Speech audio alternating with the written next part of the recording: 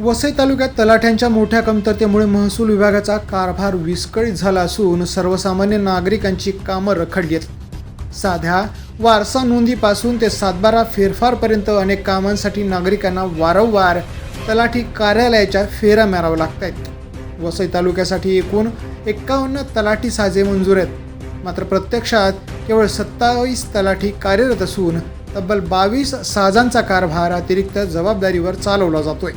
त्यामुळे प्रत्येक तलाठ्यावर कामाचा ताण मोठ्या प्रमाणात वाढला आहे। तलाठी कार्यालयामार्फत जमिनींचे फेरफार, सातबारा नोंदी, पीक पाहणी, महसूल वसुली, वारस नोंदी, गौण खनिजासंबंधी कामे आणि विविध शासकीय दाखल्यांसाठी पंचनामे अशी महत्त्वाची कामे केली जातात। मात्र अपुऱ्या मनुष्यबळामुळे ही कामं वेळेत पूर्ण होत नसल्याची तक्रार नागरिकांकडून केली जाते।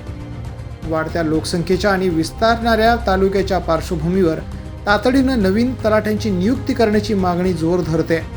दरम्यान तलाठ्यांच्या रिक्त पदांबाबत शासन स्तरावर पाठपुरावा सुरू असून लवकरच नवीन तलाठी रुजू होतील अशी माहिती तहसीलदार कार्यालयाकडून देण्यात आली आहे।